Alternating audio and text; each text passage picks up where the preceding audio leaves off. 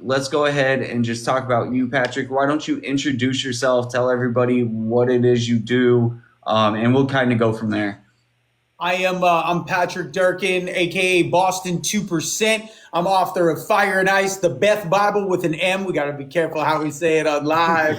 I talk in code on live, but yeah, motivational speaker. I preach, do all kinds of stuff. We have the 2% movement, which helps people get off ice all over the planet. This turned into a movement. Crazy watching kids reunite with their parents, people actually getting clean, making changes, and we're teaching people to love God, believe in themselves, and totally transform their life. It's amazing. So, what is the 2% movement for the people that don't know? Why 2%? So I was a team of 20 doctors one time told me that only 2% of us get and stay clean off of ice lifetime. And I thought that was like a staggering statistic. And then what we did was we flipped it into something positive, and now it's become a battle cry of the movement, and people are using it as like an encouraging tool to change their life and to stay positive every day. You know what I mean? Are you seeing that 2% number go up? I think it's something that fluctuates, but it really became like a symbol. Like everybody's got the 2% tattoos, and I know. yeah, it's wild, man. And it's like, it's a conversation starter too. So when people see that or they hear it, people ask, like the question you did, and we get a chance to like tell our testimony and to spread hope, peace, love, and positivity all over the place, everywhere we go. You know, it's nice. Well, I love and that. going through your content and everything, everybody talks about the fact that they got the 2% tattoo. So it's really, really spreading. Like for the people that don't know, it's seriously, I hadn't seen much of your content. You just hadn't shown up on my feed. And then Marie sent you my way, and I was looking through everything, and just every single video, people talking about how they got the tattoo, how they're changing things up, how they just got clean. I was like, dude, that's freaking awesome. It became a community. And, you know, it's like this last 2 years since the book Fire and Ice TMB came out, I've got to tell my testimony on all kinds of platforms. We've reached hundreds of thousands of people with the full length story and millions on TikTok. It just blew up, and we were like the first people out here talking about this stuff, and people really resonated. And it's like the spiritual side of that substance. And yeah, it just went wild because there's so many people who have the same experience. I feel like a lot of people talk more about like opiates and fentanyl and benzos. So we really don't get a chance to hear much about the things that you've struggled with, which I've tried because I've tried it all. Yeah, I mean, you know, and then I grew up on the East Coast. I mean, I'm from Boston, Massachusetts. When I was growing up, I never saw it. No one ever talked about it. It was just not a thing on the whole East Right. Coast. And it was really in the deep South, West Coast, rural communities. It has spider webbed all over the planet. Like I just did a show in Paris, France. You know, like Brisbane, Australia. We get messages from South Africa. Ice went global the last couple of years, and it exploded. And it's just such an evil substance that is destroying lives all over the planet. I see Ice talked about a lot. Like if you used to watch the show Dog the Bounty Hunter, Yep. he always talked about ice. And a lot of the people that he was after were people that used that substance. Yeah.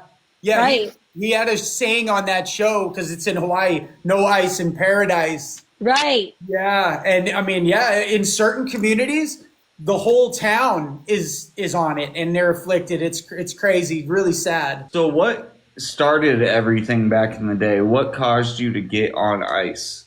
Well, I grew up in Reading, Massachusetts, and my stories, I start off with it every time. I was born on January 31st, 1982. The devil tried to kill me that day, and I've been fighting for my life ever since. And then I grew up in an alcoholic home. There was a dark mental illness present in my house. And then broken children, we're like the box of misfit toys, and we gravitate towards each other, right? Yep. So we're this band of comedians.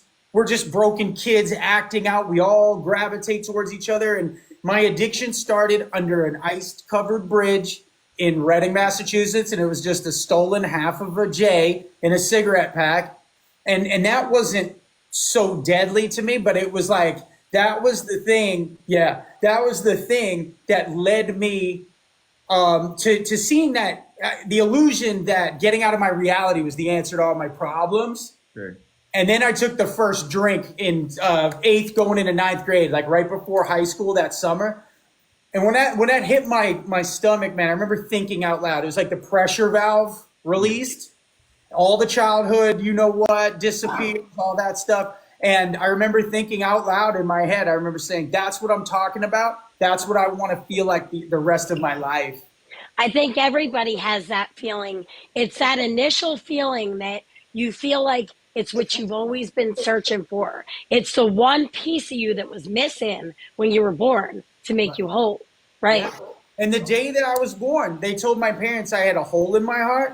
And I always look back and it's like I didn't have a physical one, but it was like a foreshadowing. I have a spiritual hole in my heart. And I always felt terrible about myself, self-image problems, no self-esteem, things like that. And that's where I learned to belong and fit in. And that's what made me belong was addiction. I mean, that's sad, but we're listening to like Tupac, Biggie, Cypress Hill. We're filling our minds. That was the soundtrack to our life in 95, 96, right? So we're filling our young brains with all kinds of substance abuse music and all this stuff that you emulate who your heroes are, you know? We're listening to Motley Crue. We love Sam Kinison, Chris Farley, John Belushi. I mean, it was like, we're obsessed with anybody who was addicted to substances, you know? Did you ever get into like the club scene? Because I know back in the day, I got into like the ecstasy, the club scene, the raves. Oh, right. Yeah. Yeah. And they were $25 a piece back then, which is expensive even for today. But yeah, we were doing those. I mean, I did hundreds of those. But, it was like I was an everyday vodka drinker at 14 years old. I hit the ground running. I'm an extreme person in everything I do, even today. I started doing brown at 14, just trying it, oxys, all the opiates, pills. Then I started getting into those, the Adderalls, the Ritalins. Those are basically, in a taste test, it's like Coke and Pepsi with ice. Yeah. So how long did this process last? Because I'm sure things started hitting the point where it's like, I just cannot deal with this anymore. I'm starting to see things. It becomes, especially with ice, it becomes so apparent to the outside world what's going on that it becomes unmanageable. So where did this kind of lead? So like I try to get my life together in spurts, it's really funny. When I was like 19, I decided, okay, I'm going to lose a bunch of weight. I was training like 3 hours a day. I'm going to get off everything and change my life. I plan on going into the military, and I got it in my head. I was going to bridge it from military to law enforcement. I wanted to be an undercover narcotics agent for the Boston Police Department. Hey, did you have ulterior motives to be a crooked cop? I am so glad. I would have been like Harvey Keitel in Bad Lieutenant. It would have been terrible. But, it was like the last second I was about to go to boot camp in Delaware, and I decided at the last minute I was going to go to Vegas and be a stand-up comic instead. And then the event in New York happened 2 weeks after I got there. And I believe God directed my life, and I didn't go overseas. Like, he had a different portion of hell for me to go through. Do you feel like the substances that you were using made you more outgoing, like made you want to do the comedy shows? Like if you knew you had that, you could rock Vegas, right? Yeah, of course. Yeah. And I always just had these big dreams as a kid. Very confident, right? Yeah. Overly confident. Yes. Delusional confidence almost. Yep. Right. It's like, yeah. So I went out there. I didn't even take the stage once, and then it progressed. And I moved back home. I turned 21 on a Friday night. This is a true story. I turned 21 on a Friday night. I was in my first treatment center Monday morning. Wow. Yeah, and I'd obviously been drinking and stuff way before I turned 21, but that was like symbolic for me. And that was one of 9 treatments I went to. They told me when they did the initial blood draw on that treatment, they're like, if you keep drinking, you won't make to see 25 already. Wow. And my dad bought me a 20-pack of beer on the way home. Oh, wow. Yeah. So you never had like a positive role model growing up? Nah, my dad was like a frat boy. I loved him, but he was Right. totally wounded and misguided too. And a lot of us share that too. Do you think that not having that male role model shaped your life at like during those early years? Yeah, I mean, when you're watching your hero drink every night and cheating's okay, it's like when you watch your dad, that's why it's important for us to be good men because our children are watching us and they emulate everything we do. So, yes. Yeah. And You're absolutely right. yeah. And then, I had spurts where I was like, the treatments exposed me to 12-step programs. Sure. And then that's where I ran to when things got really rough, right, in my 20s. So I was like, I looked like that at times.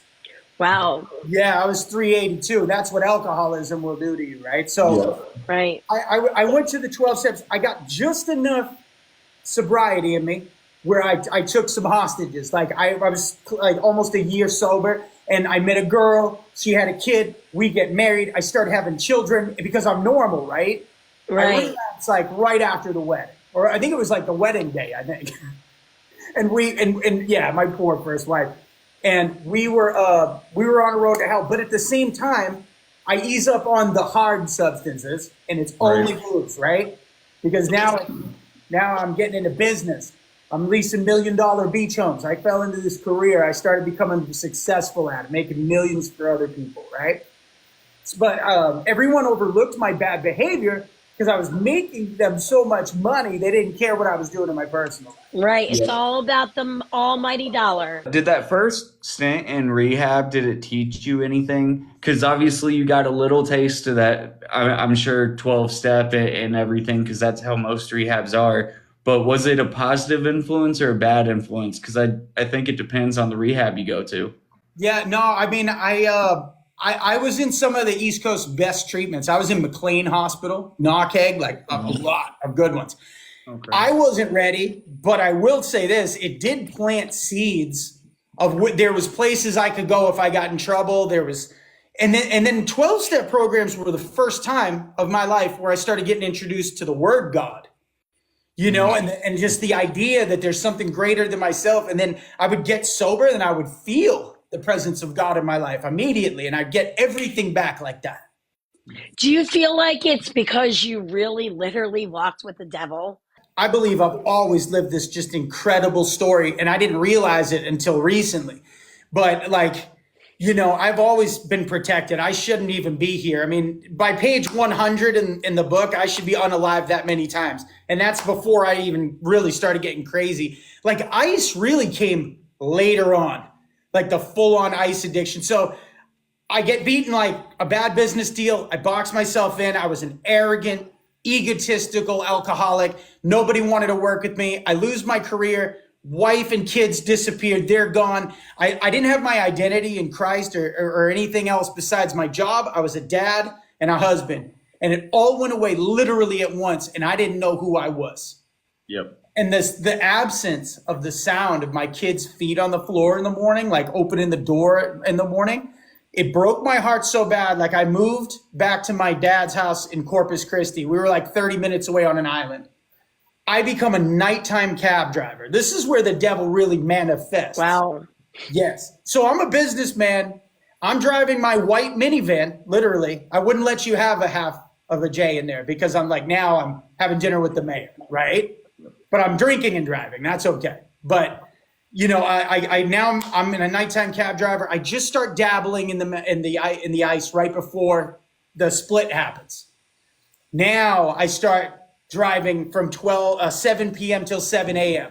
My clientele is like pimps, prostitutes, thieves, check cashers, money printers, like the lost souls of the city. I'm ferrying people around, giving them safe passage. I can remember that, like they called it like the ghetto cab. It wasn't like the real cab, and you would just you'd be taking people to the spot, right? I learned really quick that the cab was the perfect venue for a junkie. And I learned, and I'm smart, I'm street smart, and I'm business savvy. I mean, I figured out the meter, how I could make money, in trade. Right. And then barely make the cash up by the end of the night to pay the cab company. And that's how I supported my habit. Then I'm driving my personal car from 7:30 a.m. all the way till my shift starts, and I'm driving 24 hours a day. I got the beautiful trap house girlfriend. I mean, my dad's house turns into this just insane. We lived in the country club estates.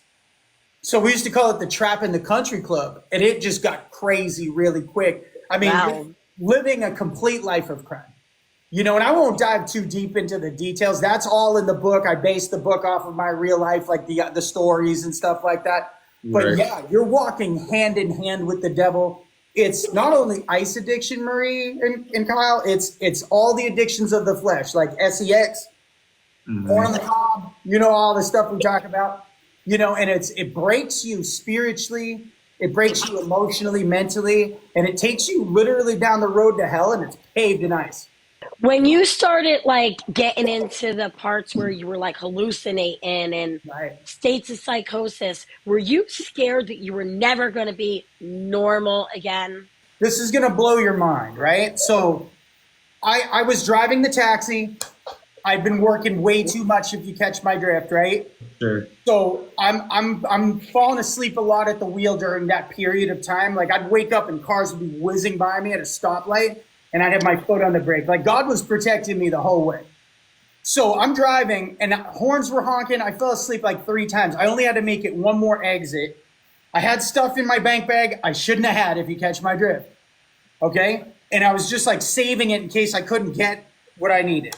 So I'm driving, and all of a sudden I hear a loud crash, and I wake up airborne. I look down, I'm going 70 miles an hour. All the tires are popped and everything. I hit the ground on the feeder road, and I start screeching, and I see this sign like the size of a redwood tree heading towards me. So I'm screeching towards it. I had like 3 flashes, and one of them was, oh, that's concrete. I realized what was happening. I saw my daughter's face, the second one, and I felt like this peaceful feeling. And the third one is I accepted that I was probably going to be unalive, right? So I got right with God, and it was like slow motion like you'd see in a movie. So I crashed. It was like a hot flash of white light, like a nuclear weapon went off inside this cab. And I'm wearing my seatbelt. I sawed all 5 ribs completely in half. My foot was trapped under the seat, completely crushed. My sneaker was broken. The sign falls on my head, right? So, yeah. So the sign falls on my head. I got out, go to the hospital. They gave me my bank bag back before the test results came back. And I looked in that cigarette pack, and I pulled the IVs out and hobbled out the side door. That's where addiction took me, to go get the next. Right, right. I've been there many times. Yep. It's like that's the only thing that you care about. Your health is secondary at that point. Yeah. And I wasn't going to go to prison if they found it either. So Right. I was like, I'm out of here. So a week later, I take a girl to go get a pee test in the strip mall where the accident happened. The only thing touched was the car was moved. My headlight's still underneath, the sign, everything. Like the police tape, everything's there, okay? So I took a picture, and it was like God allowed me to take this picture for a purpose. Like nothing was touched. And I zoom in on the digital copy. So there's the accident scene, right? Holy. Jesus. Yeah, there's the headlight. That's the sign that fell on my head. So I'm zooming in, and I cannot believe my eyes, right? I fell Put that asleep. back up to the screen for a second. Yeah. Let's see I'm that. going to show you. Right. So I fell Holy asleep, God. Marie, and I hit the sign at the Christian Sleep Study Center. And then days after that accident, I started seeing signs in my head, like a black stage with white light bulbs that spell words out. And I find the others, the big event. I think I'm going crazy. I'm like, I have a head injury. What happened? I mean, you just hobbled out and you're jacked up. Dude, I went to the doctor 2 weeks later. My girlfriend let me fall asleep on the concrete. I couldn't breathe. I had to drive myself to the ER. This is 2 weeks after the accident, so like a week after I snapped the photo. The doctor looked at the x-rays. He goes, "Oh my God." And I said, "What do you mean, oh my God, man? You're a doctor. You see this all the time." He goes, "Your Right. legs aren't even touching." He goes, "They're completely in half." He goes, "Not 6 weeks recovery time, 6 months." He goes, "I can't Wow. believe you're walking. We can't tape you up." Honestly, I Yeah. can't even believe, like when you were explaining that, I'm thinking like you're talking like a sign, not a sign. No. And That And was a sign. Yeah, That a was a mole sign. sign, yeah. that's from a chapter I based in the book called Angels and Signs. It's amazing. And it's like, that was the start of the spiritual stuff. So then the girlfriend leaves. I obviously lose my job at the cab stand, you know? So now I just got my personal car, this little tiny Mitsubishi we used to drive around in. And now, like a few months after that, I was sane during that accident. I was still out hustling. I mean, 24/7. I wasn't crazy yet. Then I start going into what's called deep methamphetamine psychosis. Okay? And that's when you start getting spun out with the delusions. And I always tell people it's like a snowball, okay? It's like a snowball rolling downhill. You start with one idea, and then it just rolls downhill and gets bigger and bigger and bigger. So I had girls coming to my house now that the girlfriend's gone, like every 3 days, okay? Girls would show up at the house and knock on the door. I'd never even met them before. They always showed up when I was running out of stuff. They'd have it. I got it in my head that they were being sent by somebody. Like they were like torturing me. Like there's a gang stalking thing in the ice world you got to research, okay? And it's like the biggest videos that we do is gang stalking, right? So I'm thinking people, like you make an enemy and they send people to kind of mentally mess with you is what it is, right? So then it becomes something else. Then I'm like, okay, they know things about me. They're saying things that they shouldn't be able to know. And then I said, they have cameras in my house. Right. There's the psychosis. Boom. It starts rolling downhill. Right? It is. It's like the things that you could just look at like a tree and think that's morphing into a person. I've had that experience before. Yeah, it mimics bipolar 1. I was misdiagnosed with bipolar 1 at one time when I was incarcerated. But what happened was, is like, now I'm spinning way out.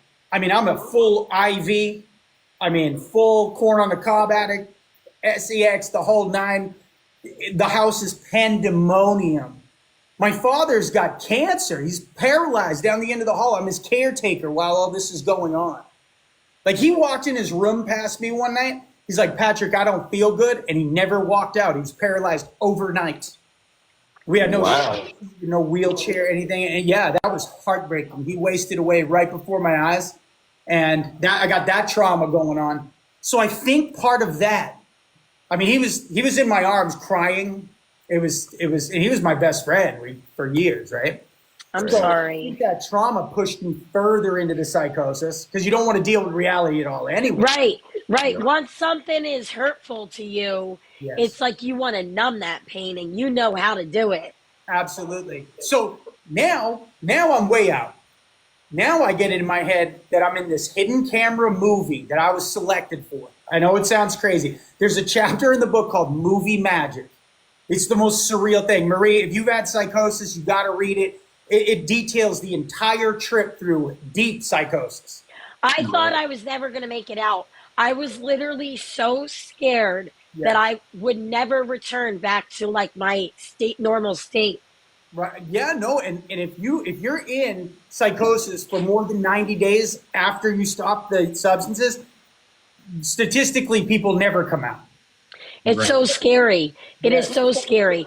Can you explain psychosis to people that might not know exactly how intense it can be? Yeah, I mean, so I'm just gonna paint the picture. I think I'm in this movie, and instead of like going to get help or anything, I start to embrace it. And I'm like, okay, I'm going to be the biggest comedic actor in the face of the planet when this movie wraps. Because like Marie said, it's so real. I thought everybody in my family was in on it. I thought friends in the ice game were in on it. I thought strangers on the street were being paid as actors to come up and act out scenes with me. I'm doing stand-up comedy on the counter in Walmart, in fast food places. I'm getting thrown out of and banned from every restaurant in Southside Corpus. And they're arresting me like every 3 days, right? Wow. But Jim Carrey's an executive producer on this movie. Like, Jim, if you're watching, I'm still waiting on my check. So if you see this, I'll give you my address, right? Oh my God, you're funny. Yeah. So it's like, I believe my father, he could not tell me that this wasn't real. Like, and it got serious. That's all detailed in the book. But anyway, like, I fully believe this.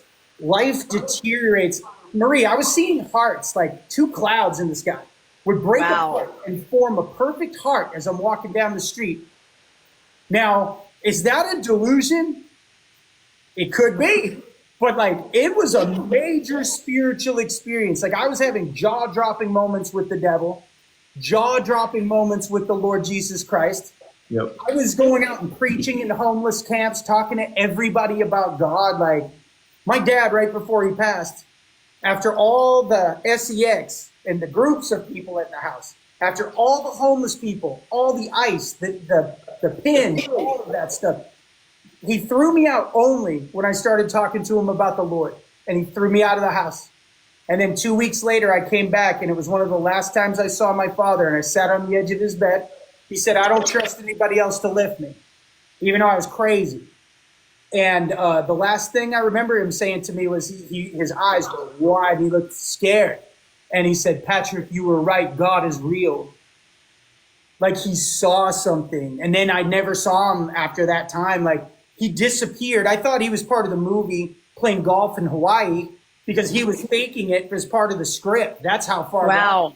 I've been there before. That state of mind can be such a scary place because you fear that you're never going to be normal again. Like, you fear you're never going to snap out of it, but your addiction wants you to keep going. So did you end up having to come to terms with him passing just because you thought it was part of the movie? So when everything finally did clear up, how overwhelming was it, the fact that like you just weren't in the right state whenever it happened? Well, I had to work through that. So what happened was he disappears.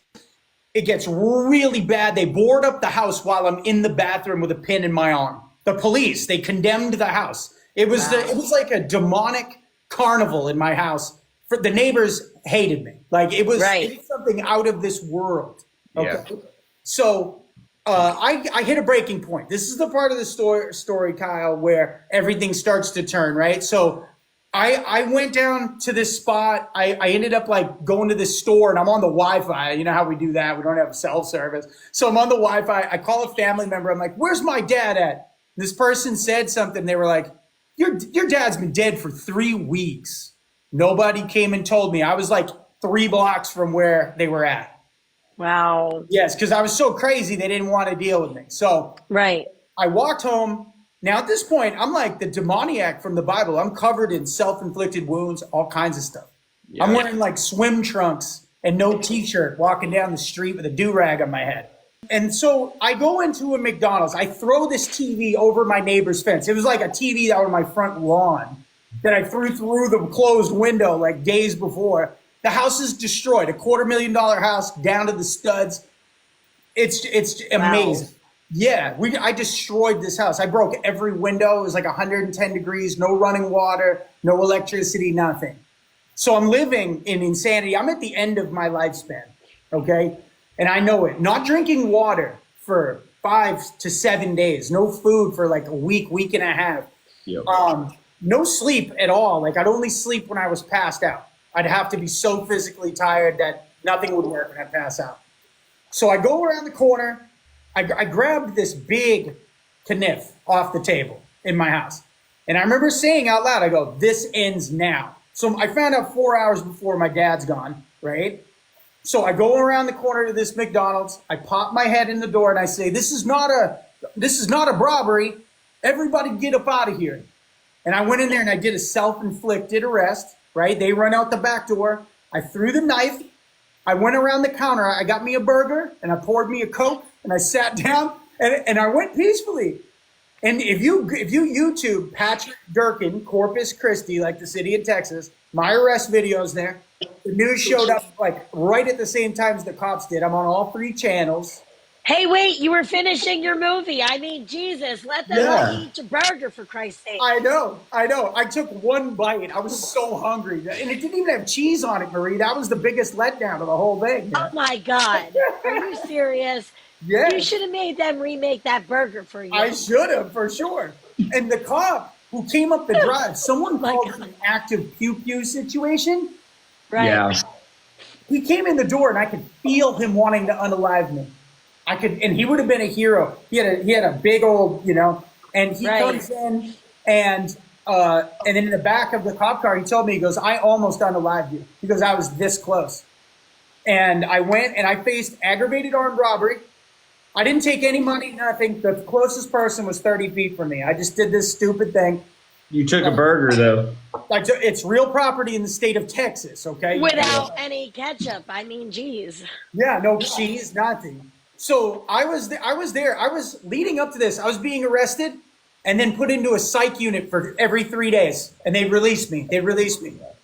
Treatment refused me twice. They didn't have a bed for me, and I was probably too crazy to get in anyway. Did they put you in one of those suicide chairs when you went into jail? I've been in one. I did multiple times while I was there because of my mental state. The Ninja Right. Turtle suit. Yeah. Yeah, yeah. Or that chair that you're like tipped upside down. Oh, I hated Right. that. So they probably they charged me with aggravated armed robbery. That's 5 to 99 years. Then they charged me with 3 counts of aggravated assault with a you know what, and that was 2 to 20 each. And they wanted to give me 15 years on that crime.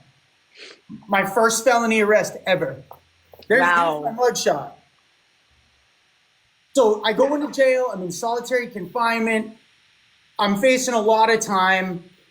Unbeknownst to me, God gave me the #2 pay attorney in the whole city of Corpus Christi as my public defender. I won him in a lottery. Wow. Yes, he was like a high-powered attorney. So my insanity defense gets rejected because there's substances in my story.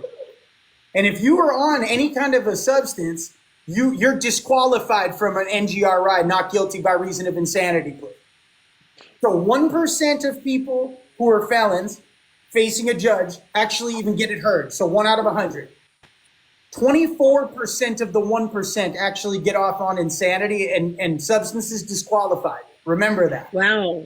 Right. Jeffrey Dahmer was too sane to get an insanity defense. Right. Yes. So I'm in jail now for 8 months with no substances at this point. And I'm crazier than I was when I was on the street. I went deeper. That's what. Yeah, go ahead. That's one thing I wanted to talk about when you were in there and you were coming off everything. How was that experience? Because it gets worse before it gets better whenever you're coming off all that shit. I was on probably over a 750-day run, and I mean every day. And I didn't The experience lack of sleep. Right. Yeah. The lack of sleep, everything. It catches Water. up to you. no water, no food, malnutrition, right? So I was in there and I got crazier. I started to think there was cameras behind my eyes. I think I'm still in the movie and jail is a scene. And I'm in there and I start to believe that if I read the Holy Bible, I've never read the Bible before in my life. And I said, if I read this Bible, I'm going to learn something. They're going to see what I've learned and they're going to let me out. The movie's going to wrap. I'm going to get my check and go home. And all this time, people are probably like, wow, like this dude's really tapped. Yeah, they put me in solitary. I couldn't be around other prisoners. I was in an 8x10 cell, 23 hours a day. There was rats. I was waking up, there were rat in my bed, cockroaches. That county jail is super hard. It's in South Texas, Nueces County Jail. I was in a medical tank. They were moving me around. It was crazy. So 8 months in, I go to bed one night. It's like 3 a.m. I'm talking to the weatherman, thinking we're having a conversation. Like I'm thinking we're talking, like me and you. Right. And I woke up, Marie, and I was healed like I am today. Wow. Yes. And I looked in that little mirror, Kyle. This is the answer to your question. I was leading up to this. And I looked in the mirror and I said, oh man, Patrick, this stuff that you believe is not true. And then I realized my dad's unalived. My kids, I'm not going to see them. I'm facing 15 years in prison. How many children do you have? I adopted one legally and I have 2 of my own. They live in Texas. Okay. Yeah. Okay. So I, during all this, I sold the rights to my kids in a bank for $100 when I had bruises running up and down both arms in psychosis. I didn't even know what I was doing. What do you mean you sold the rights? Can you explain that to me? In my divorce papers, we're in a bank signing them. You have to get them notarized. And I was like, I won't sign these papers unless you give me $100. I was like sick and didn't have anything. She went. Wow. Yeah, and I lost all the rights to my kids. They're in my life today. God will support that. I mean, it's not perfect, but we're getting there. So I go, now I'm healed and I'm awaiting trial, right? Long story short, I asked the guy the day before trial, I'm like, what are we looking at, man? Are we looking at 15 years in prison or probation? This is my first felony arrest. He goes, I'm sorry, they're asking 15 years TDC. I got trial the next morning at 8 a.m. So I'm walking through shackled with 11 other men. I counted them. There's 12 guys. That's like symbolic, right? So we're walking through this tunnel between Nueces County Jail and the courthouse. It's underground, leaky pipes, lights swinging, and we're walking. You hear the chains clanging, and I see something up in the distance. And I walk by this thing. It's in the middle of nowhere in this tunnel. And I look over. It's the same wheelchair, the same color, same brand as my dad had when he was paralyzed. And it's in the middle of this hallway in the tunnel. And I'm like, what's it doing here? And I go upstairs. I'm like, okay, if I go to prison, everything's going to be okay, right? I accepted responsibility. I was like, all my bad choices, the aggregation of every bad choice from that first half of J underneath the bridge led me to this moment right here, right now. And it's my fault. And when I come out the other side, I'm going to try to be a man of honor, integrity, and respect. I'm going to serve God and help other people, right? Even if it is 12 years from now, if I survive, I'm going to do my best. Right. I went upstairs in the courtroom, and he's standing there. He looked like Martin Scorsese. I almost fired this attorney because I thought he was part of the movie. I swear I was this close. Oh my God. I love the honesty. I really, truly appreciate that. Yeah, I just tell him the way it happened, right? So we're walking. He goes, get in this side room. He pulls me in this side room before court starts. He goes, we beat the case. We beat the case, Mr. Durkin. We beat the case. I was like, what do you mean we beat the case? I was like, I called you at 4 p.m. yesterday, and you told me 15 years. He goes, I was after hours at the DA's office. I had your files in my briefcase for court the next morning. He goes, the DA caseload just switched by chance, and I got a new DA.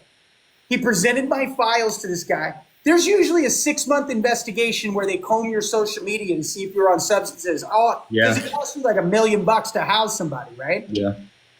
The guy says, yeah, we'll push you through. No problem. He goes, we're going to go up there. The judge signed it into law, banged the gavel. I was a free man with no criminal record. Wow. But I had to go to a mental institution for the criminally insane as part of my release. The lawyer, the finding's so rare. Martin Scorsese tells me, he goes, you're going to go up there. You're not even crazy anymore. He goes, you're going to go up there 30 days. You'll be right back home. I'm like, no problem. I'll go up there and eat some pudding on the couch, chill in the hospital. We'll be done. Come home, start over, right?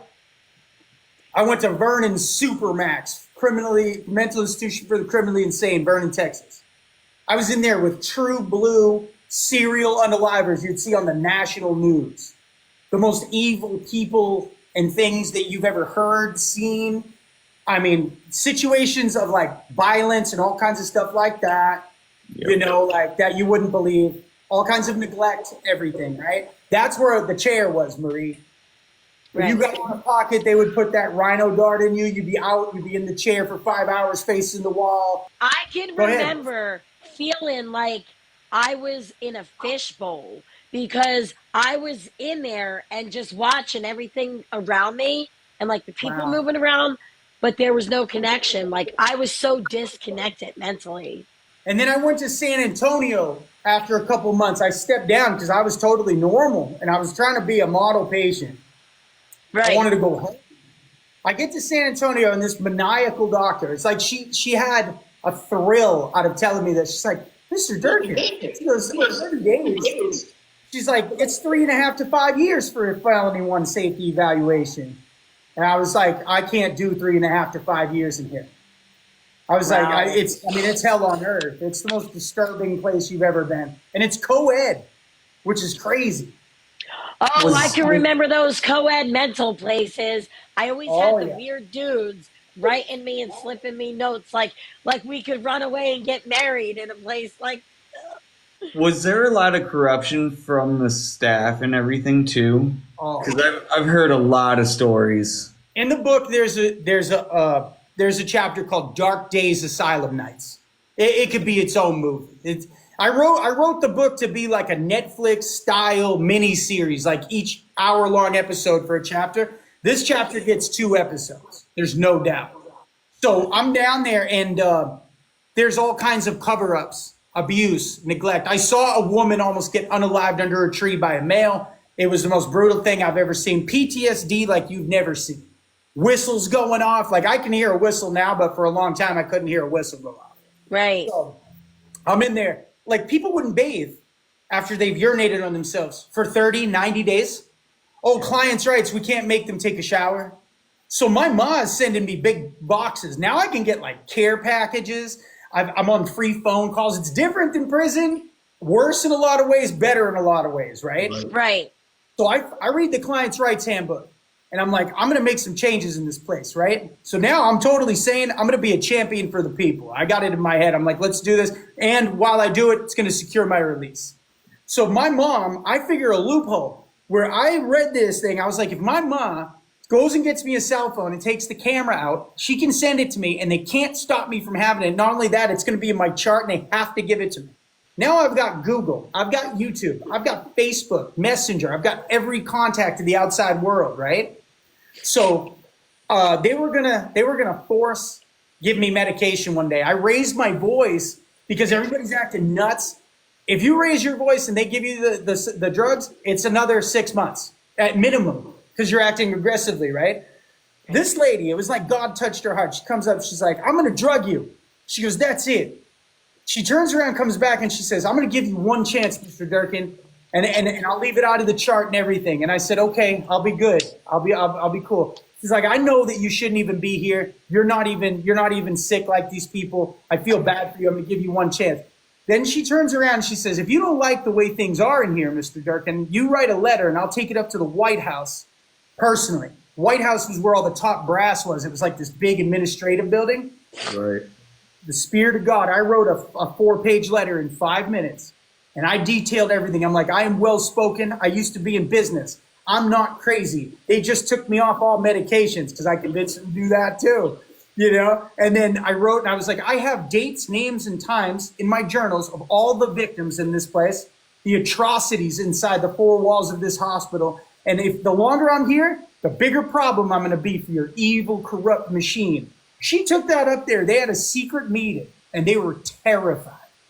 And they start moving me around to like less units that have less issues like that I could witness, basically. Right.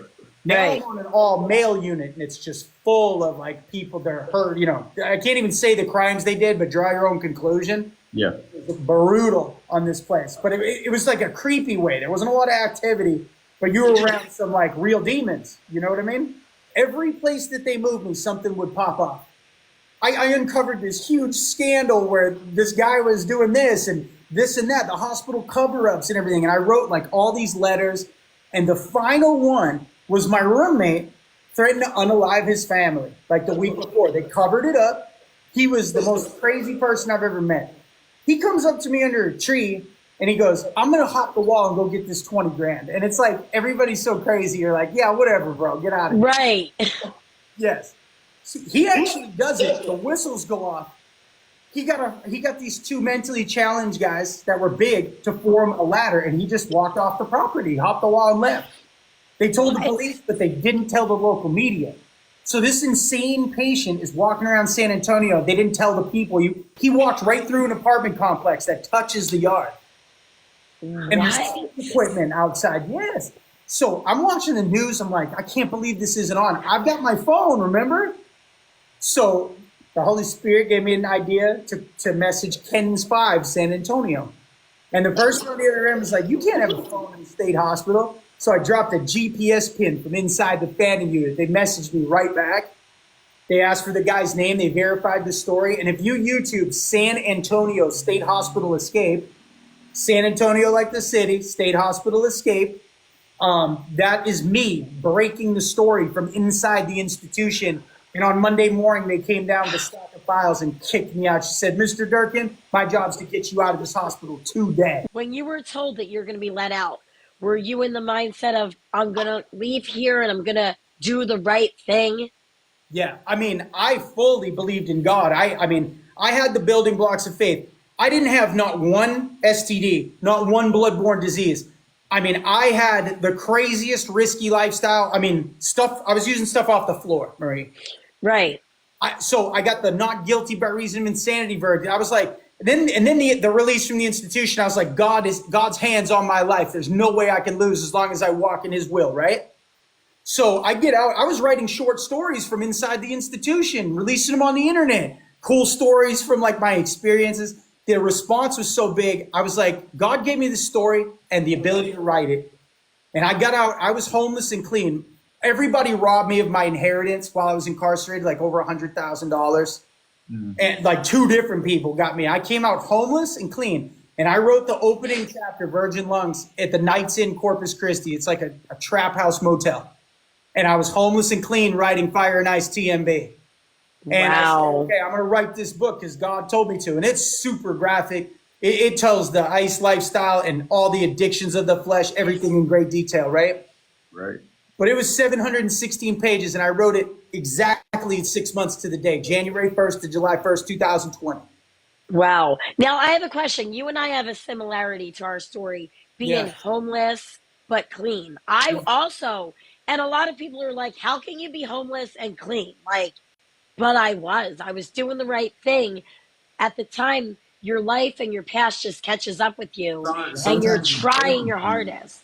Yeah, and that's like God testing your faith, right? So I was out there day one, December 16th, 2019. It was my son's birthday, and I got out. And I was on the stoop of this like terrible trap house motel that I used to do dirt in. And my mom got me a phone with a camera in it. And I started documenting my journey of being homeless and clean on another platform.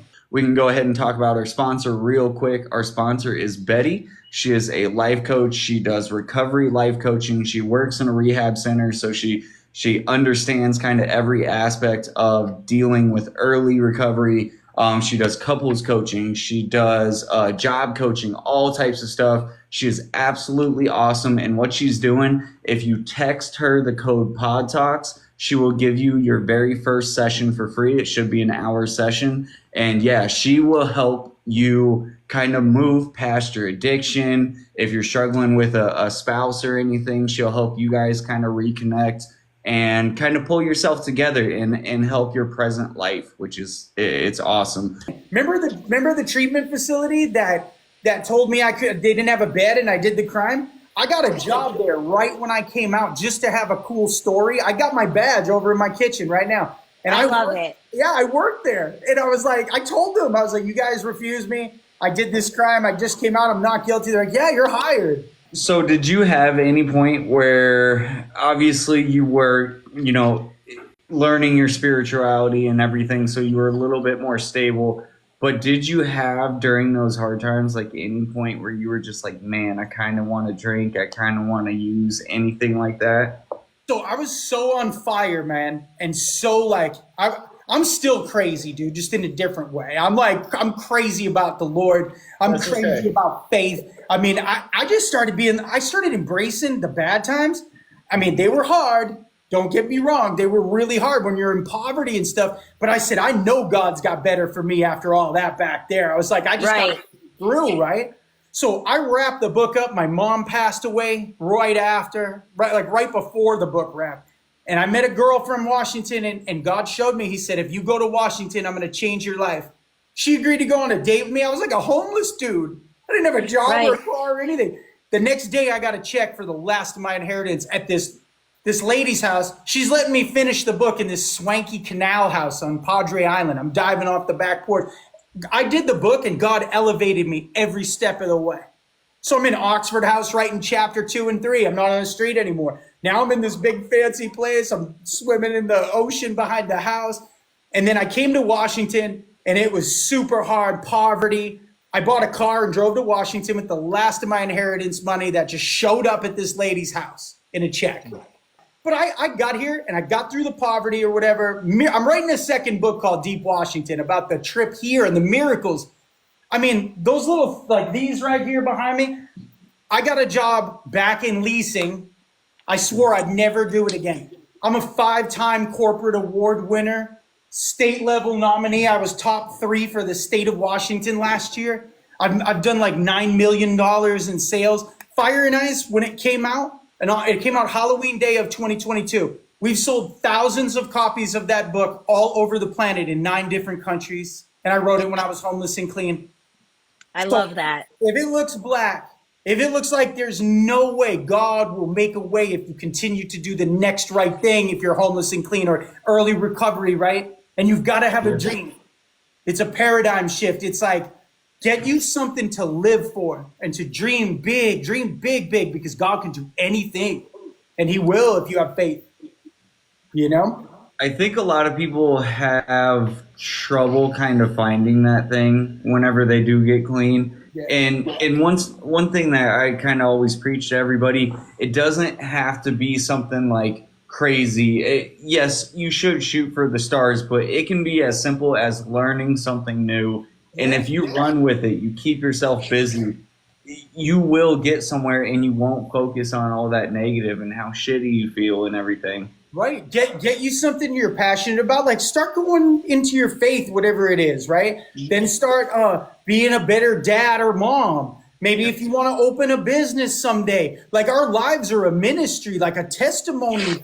If you've made it out of the game, whether it's opioids, alcohol, pills, ice, God literally saved your life to tell this amazing story. Yours is different than mine, Kyle. Marie's, yours is different than mine. You guys are going to reach people that I can't reach, and vice versa. Right. We're all cogs on this miracle wheel of this story that, like, my story is different than y'all's too. But right now we've intersected, and our stories are now always meshed forever. Isn't that crazy? Absolutely. I have a lot of similarities to your story, and I can relate and empathize with you. They're stories of survival. Right. They're stories of faith and perseverance, and they need to be told. And we all need to have voices like roaring lions that reach the nations. On this phone, I was doing this when I was homeless. Like, this platform's reached millions of people, and we do it for $0. Right. And we have a voice now like we've never had before, and we need to use it.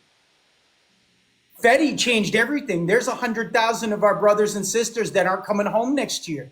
Yeah. And it's like, we have to raise awareness that the devil is alive and well out there, and he's trying to steal, unalive, and destroy everything good in your life. And that's what we're out here doing. Is we are examples of hope and living proof that God is real and that faith works and recovery will change your life. How much has the Fetty and ice mixture kind of changed things? Because it's a lot different now than it was back in the day. So first, about that, we owe the People's Republic of China $938 billion, and they're the #1 manufacturer of the chemicals that make it worldwide. And all of a sudden, cargo ships are showing up over to the Sinaloas in Mexico and everything. And all of a sudden, an explosion happens. Brown, it doesn't even exist anymore. The opioid epidemic is over. It's just replaced with this synthetic. It's the only thing on the menu, and it's laced in every substance around, whether it's an upper, a downer. It's even in the green stuff that little kids are doing. And I'm like, kids can't even be kids anymore. I want to say that. They can't experiment because there's a 50-50 shot they might not come home.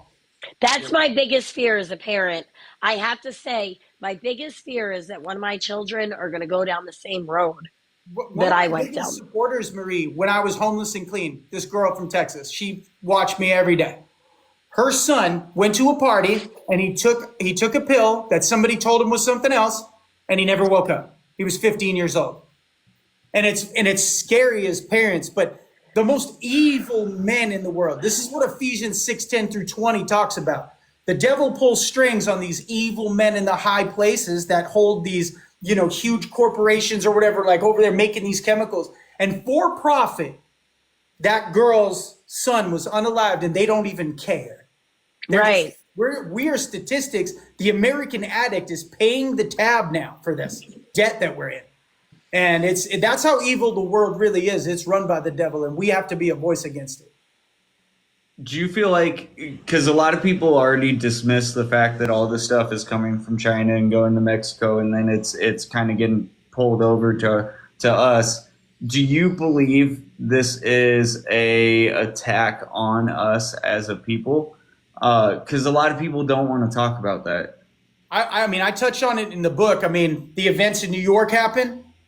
We go to war. Now we've invaded the country that produces 96% of the world's opium, and then the opioid epidemic explodes simultaneously. It's not. This is a design. It seems like a conspiracy. It's not. Like the rack epidemic of the 1980s. That was openly on record to fund a Contra war in South America, and we were flying C-130s delivering it to our own people isn't that crazy. That's on record. All of it, like that's Michael Rupert. If you put Michael Rupert, CNN, I uncover this stuff because we have to stop consuming. Because if we stop consuming, those evil men's profits will dry up and they'll take their ball and go home. But it's very dangerous. We're the #1 consumer of illicit substances on the face of the planet, and alcohol. This is a cultural issue. Why are we always taking something to change our mood? Right? Do you think, and I just want to get your opinion on a couple of things, but what do you think about safe supply and opening things up so that there is more access and it's not as prohibited, because it can stop and control some of this use?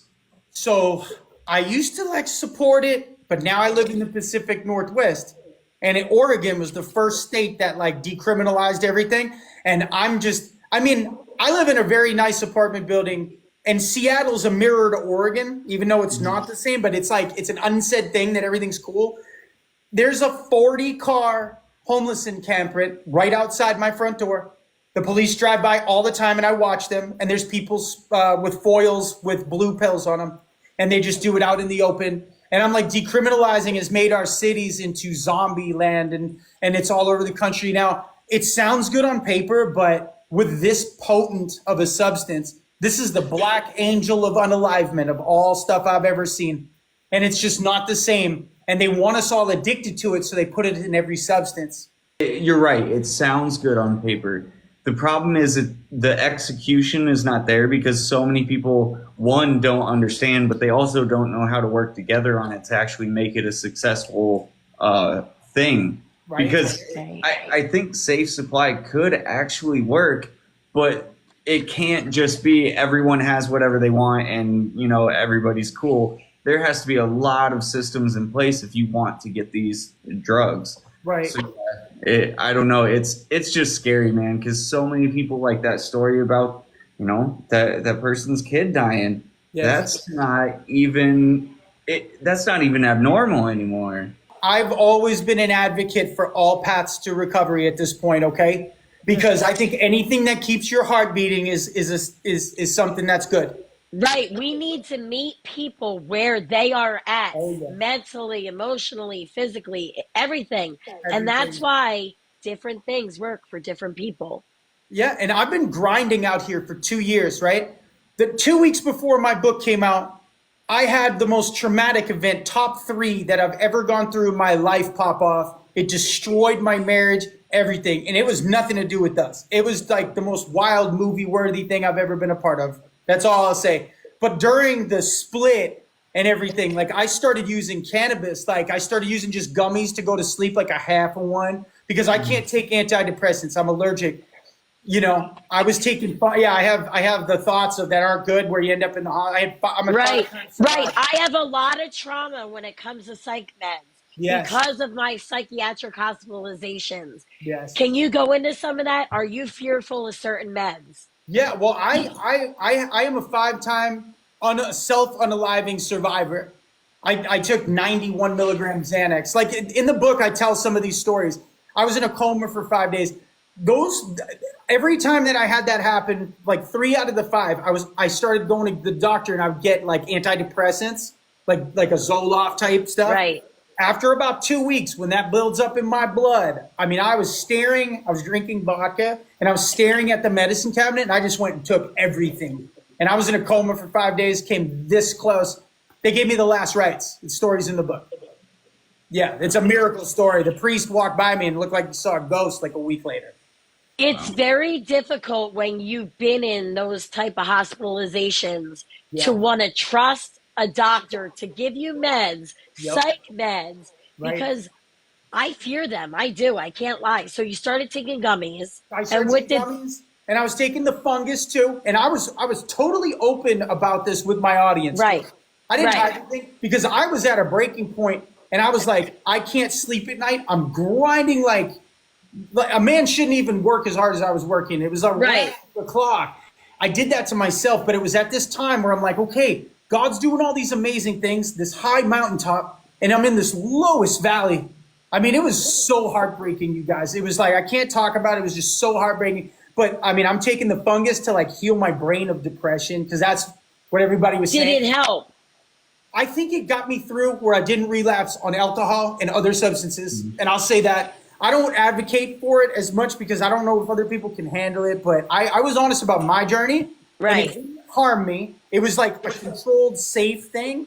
And I got off of all of that stuff when the time was appropriate, right? Like I was like, okay, it got me through. It served its purpose. And I made it, and now I'm stabilizing mentally and everything. I'm not depressed. And then I said, okay, abstinence is best for me.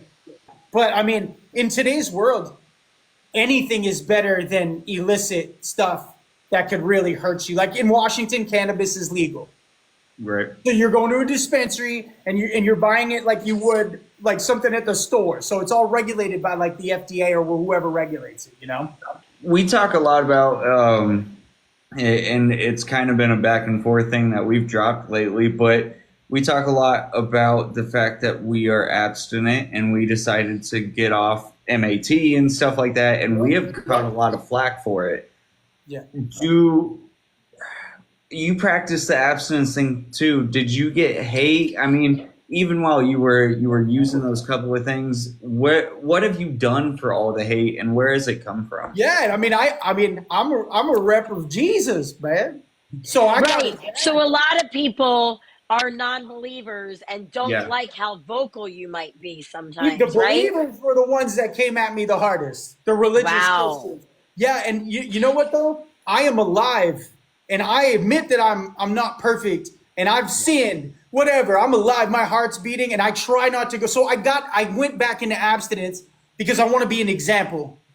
But and I fell a little bit, but it served its purpose. It kept me alive, and it kept me mentally healthy enough where I could still go to work and stuff like that. And then when I was strong enough, I said, "That's okay. Let's pull back. That's not for me." And I learned from it. I probably won't ever need that. That was an extreme situation, right? But like MAT is like Oxford House. It's supposed to be a stepping stone, not a long-term solution, right? Like you're supposed to use it until you get better, well enough where you come off, and then you become free again, right? And you guys are now free of that, right? Yep. Right. So you could be dropped off on a desert island, and you don't have to find a pharmacy. That's the best part for me. Yes. That's the part that I felt like stuck. Because if I wanted to like leave the state to go visit family that's 6 hours away, I would have to line it all up with the pharmacy, the doctor appointment, the date that the meds could be filled, make sure that I didn't forget them. Let's unpack it, Marie. Let's expose more evil. Who owns all the companies that produce the medication? Is it probably the same pharma company that gave us OxyContin? They're getting us coming and going, bro. That's the thing. It's all the same, and some people want to say it's conspiracy theory. Some people think it's not. It's all about making money. That's but it's on the insert. Who makes the stuff? Who makes the medicine? Yeah, I guarantee that same company's making opiates. Guaranteed. And Indivore. Yeah. Indivore. So they get you when you're in addiction, and then they get you when you're in recovery, and they just keep getting us. We have to stop consuming. Do you think that using like Addies and stuff like that is good for getting off ice? Because that's become a common practice. Hey, not for me. It wouldn't be. That stuff. I mean, that stuff is like where I started. I mean, so back in Germany, back in the 30s and 40s. Remember what happened back there, right? Yep. His doctor, the guy with the mustache, his doctor was giving him shots of something called Pervitin. They said it was a vitamin. He starts getting the whole country on Pervitin as a pet pill for the workforce. The military's on it. They're all like building shells and everything. Then all of a sudden, like he's searching for the spear that pierced the side of Jesus Christ. He's obsessed with the occult. It opens doors to the spiritual realm, my friend. That's why the book's sold all over the world, is because it's a book about ice and the devil. And the Japanese invented it. He made it world famous, and the devil has used it as a tool to destroy the world ever since. Do you think that children being on ADHD medications is a stepping stone for, use down the road? Like my son, Yeah, right. My son, he's going to be predisposed to addiction because of my past. Right. But they're also, I have 3 kids on ADHD meds. I work with a guy. I have an interview with him next month. We shoot all over the world. Dr. Jerry Marzinski. He was in the institutions. He's a medical doctor, worked in prisons. He has a book called Beyond the Watchtower. He calls them the pharmaceutical mafia. They don't care about our children. There's not one study, by the way. This guy was told to be quiet. There's not one study, because he asked them, he's like, where is the chemical imbalance studies that show what chemicals are off balance? That study was invented by a pharmaceutical company. The people who have Adderall, they're looking to get people hooked at a young age. Yep. All this stuff, like all the psych meds, everything just mask symptoms. They don't cure anything. And then they're always on the shortage list. So it's like, oh, we have the meds. Oh, hold on. We don't have the meds now. Then you have these kids learning what withdrawal is like literally kids going through withdrawal because they haven't had their medication and stuff. That is sick. The book, Jerry told me this. Dr. Jerry told me this. The book with psychological diagnoses, like they have everything from bipolar and everything in between in one book. It's like the Bible of it's the DSM. Yes. The DSM, Yes. right. Yeah. He said it's gone, like the last 5 to 10 years, it's gotten like 82% bigger. Like they have a diagnosis for sibling rivalry syndrome. Right, it's like thick. You're fighting with your brother and sister. Here, take this. Really? Yes, there's one diagnosis in there that mostly happens to people from Japan, where they go to Paris and they get depressed. That's a real thing that they put in that medical. Wow. Yeah, so they're just feeding pills to anybody for every reason, and they're making trillions of dollars. It's them and the big oil and tobacco and everything. We're running short on time, so I wanted to kind of get the last couple of questions in. I wanted to talk about you've said multiple times, obviously the last 2 years have been crazy and you've been traveling so much and everything. So what are all the projects you're working on? Right now I'm on sabbatical, man. I just got back from Alabama. I was at the eviction rally down there. I'm just done, dude. I could have flown around the world. You have to know, I want to say this to everybody in recovery. God told me 3 months ago to take my foot off the gas, and I didn't listen to him. And I felt so spiritually and physically and emotionally just unalived inside. Like now, like I did this one with y'all because I love y'all, and I promise y'all I'd do this. Thank you. Yeah, I love y'all. So yeah, you told me you're like, once I'm done this, I'm taking a break. I'm taking a break because you have to take care of yourself first. Yep. And if you're not right here and you're not right in here, you can't help nobody. You can't be a shining light if you have no light inside of you. So you've got to take time to rest in God, get healthy, start eating right again, working out, like do the right things for yourself, and then ease back into it. What I did was, it was a grind. So I have a second book. I'm 17,000 words in, right? Wow. And like I write books so fast. Like God did something to my brain when I went crazy. Yeah, I looked it up. Fire and Ice. I wrote that book, and it's the same amount of words Stephen King wrote in a day. And every day, and it's like 250,000 words. And I never went back and looked or changed anything till the final edits. How did you start losing weight and get healthier and stuff? I started doing water aerobics in the pool with old people at one point. But then, I went to the gym every day when I got to Washington, every morning, 4:30 for an hour. Every day, I started eating chicken, drinking waters, eating salads, cut out sweets and everything. And it started, your mental health when you work out is amazing. Yeah. Like I'm 25 pounds overweight now because of the traveling and everything, I mean, water aerobics too. Those old ladies be getting it, man. It's 700 calories an hour. It's better than running, man. And I'll say this is like when you're doing everything and everything's lining up, with your spirit, with your health, if you're working out, you're doing all the right stuff, and you're reading and feeding your mind. Emotionally, you wake up and life becomes exciting. Yeah. Feel like I've been there. It's healing. It's very healing to your soul. Yes. I lost 182 pounds. And it was like only 1 in 1,290 men can do that with a 40 BMI or over. And that's lower than the 2% statistic. during my recovery, I got like 5 years in and I just felt stuck. I'm like, am I going to be this way for the rest of my life? And then I'm like, nope, I'm putting one foot in front of the other.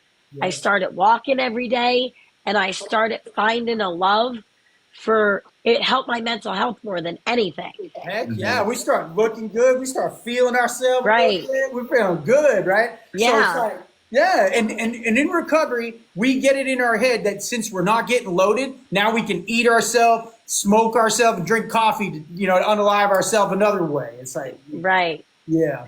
My addiction is the Red Bull that I don't have in my Me too. hand because I chugged it already. Yeah, I got to get this pep in my step before I go into work Right. today. I mean, yeah, I still buy that live for $5 a can too. I do it every day. Yeah. Me too. Yeah. So do you still do anything for your mental health besides the spiritual side of anything? Do you go to therapy or anything like that? I haven't, man. I mean, faith, God, my faith in Jesus Christ does everything for me. That's what I run off of. It's my whole life, but my faith, and along with like working my career and working out and stuff like that keeps me really centered, and life's really fun, man. This period's a little crazy, but in general, I'm the happiest I've ever been in my entire life, even with all the crazy bad stuff that's gone on. Like, I can sit and have faith in the hard times. And it's about praying in the darkness, man, when things don't look good. And then God makes a way. So there's no testimony without the test. You've got to face the valleys before you can hit the mountaintops. Amen, right? You got to. So life's this exciting roller coaster ride with dips and dives and twists and turns and ups and downs. And you're always writing a story with God, and you can get up every day of your life and co-author this amazing story and decide that you're going to be the hero today. I like. Amen. We got to end with that. I like that.